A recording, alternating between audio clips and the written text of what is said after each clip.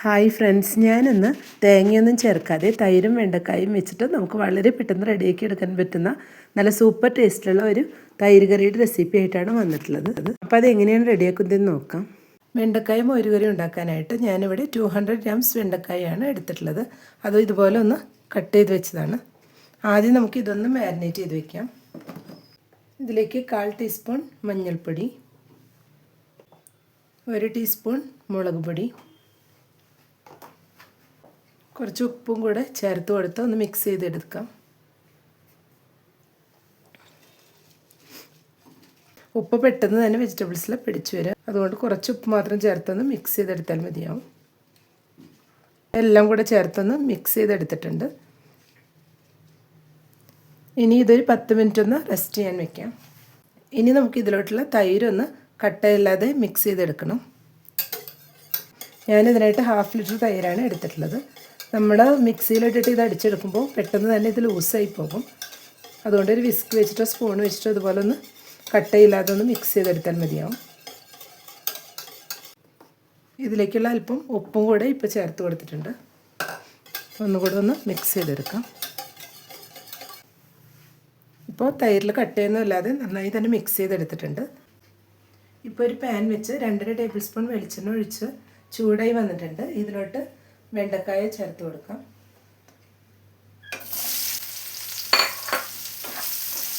ഇതൊന്ന് ഫ്രൈ ചെയ്തെടുക്കാം. വെണ്ടക്കായ എല്ലാം ഇപ്പോൾ ഫ്രൈ ആയി വന്നിട്ടുണ്ട്. ഇനി ഇതൊരു പാത്രത്തിലോട്ട് മാറ്റാം. ഇപ്പോൾ ഇതേ പാനിൽ തന്നെ 1 ടേബിൾ സ്പൂൺ വെളിച്ചെണ്ണ ഒഴിച്ച് കൊടുത്തിട്ടുണ്ട്. ഇതിലോട്ട് ആദ്യം നമുക്ക് 1 ടീസ്പൂൺ കടുക് ചേർത്ത് കൊടുക്കാം. 1/4 ടീസ്പൂൺ ഉലുവ കൂടെ ചേർത്ത് കൊടുക്കുന്നുണ്ട്. ഇപ്പോൾ കടുക് ഉലുവയെല്ലാം പൊട്ടി വന്നിട്ടുണ്ട്. ഈ സമയം ഇതിലോട്ട് 2 ചെറിയ ഉണക്കമുളക് പൊട്ടിച്ച് വെച്ചതും കൂടെ ചേർത്ത് കൊടുക്കാം.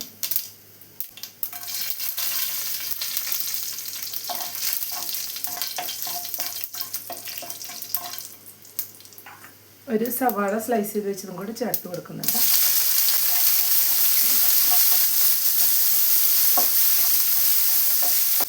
ഇതിലേക്ക് ആവശ്യമായിട്ടുള്ള അല്പം ഉപ്പ് കൂടെ ചേർത്ത് കൊടുക്കാം. ഉപ്പ് ഓൾറെഡി നമ്മൾ തൈരിലും വെണ്ടക്കായയിലെല്ലാം ചേർത്ത് കൊടുത്തിട്ടുള്ളതാണ്. അപ്പോൾ ഇതിലേക്ക് ആവശ്യമായിട്ടുള്ള കുറച്ച് ഉപ്പ് മാത്രം ഇപ്പോൾ ചേർത്ത് കൊടുത്താൽ മതിയാണ്. ഇതെല്ലാം കൂടെ ഒന്ന് നന്നായി ഒന്ന് വഴഞ്ഞു വരണം. വീഡിയോ കണ്ടുകൊണ്ടിരിക്കുമ്പോൾ ഇഷ്ടപ്പെടുകയാണെങ്കിൽ ലൈക്ക് ചെയ്യാനും ഷെയർ ചെയ്യാനും സബ്സ്ക്രൈബ് ചെയ്യാത്തവർ സബ്സ്ക്രൈബ് ചെയ്യാനും മറക്കരുത്. കൂടെ തന്നെ സബ്സ്ക്രൈബ് ബട്ടൻ്റെ തൊട്ടടുത്തുള്ള ബെല്ലൈക്കൺ ഒന്ന് പ്രസ് ചെയ്ത ശേഷം അതിലുള്ള ഓൾ എന്നുള്ള ഓപ്ഷൻ ഒന്ന് എനേബിൾ ചെയ്ത് കൊടുക്കണേ. അപ്പോഴാണ് ഞാനിടുന്ന പുതിയ വീഡിയോസെല്ലാം നോട്ടിഫിക്കേഷൻസ് ആയിട്ട് എല്ലാവർക്കും കറക്റ്റായി ലഭിക്കുന്നത്. ഇപ്പോൾ സവാളയെല്ലാം വഴഞ്ഞു വന്നിട്ടുണ്ട്. ഇത്രയും മതിയാവും. ഇതിലോട്ട് 1/4 ടീസ്പൂൺ മഞ്ഞൾപ്പൊടി ചേർത്ത് കൊടുക്കാം. ഇതെല്ലാം കൂടെ ഒന്ന് മിക്സ് ചെയ്തെടുക്കാം. ഇനി ഇതിലോട്ട് ഒരു തക്കാളി ചോപ്പ് ചെയ്ത് വെച്ചതും കൂടെ ചേർത്ത് കൊടുക്കാം.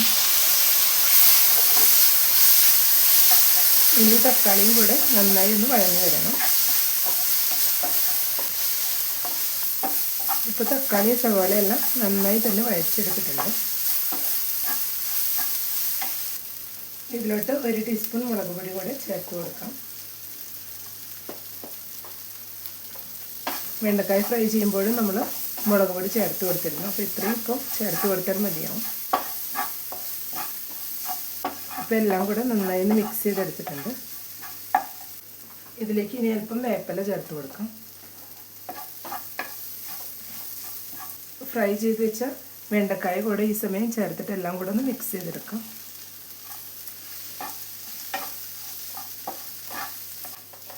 ഇപ്പോൾ എല്ലാം കൂടെ നന്നായി മിക്സ് ചെയ്തെടുത്തിട്ടുണ്ട്.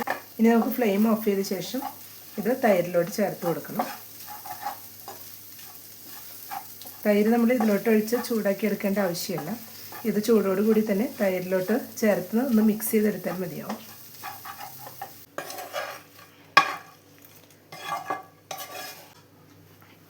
ഇതുപോലെ ചൂടോടുകൂടി തന്നെ ചേർത്ത് മിക്സ് ചെയ്തെടുക്കണം. ഇപ്പോൾ വെണ്ടക്കായയുടെ മസാലകളുടെ എല്ലാം ഫ്ലേവർ നന്നായി തന്നെ തൈരിൽ പിടിച്ചു വന്നിട്ടുണ്ട്. ഈ വെണ്ടക്കായ തൈര് കറി നമുക്ക് വളരെ എളുപ്പത്തിൽ നല്ല ടേസ്റ്റിൽ ഉണ്ടാക്കിയെടുക്കാൻ പറ്റുന്നതാണ്. ചോറിൻ്റെ കൂടെ അടിപൊളി ടേസ്റ്റാണ് കഴിക്കാനായിട്ട്. അപ്പോൾ എല്ലാവരും ഈ രീതിയിലൊന്ന് ട്രൈ ചെയ്ത് നോക്കുക. ഇഷ്ടപ്പെട്ടെങ്കിൽ ലൈക്ക് ചെയ്യാനും സപ്പോർട്ട് ചെയ്യാനും കൂടെ തന്നെ ഫീഡ്ബാക്ക്സ് ഉണ്ടെങ്കിൽ അറിയിക്കാനും മറക്കരുത്. താങ്ക്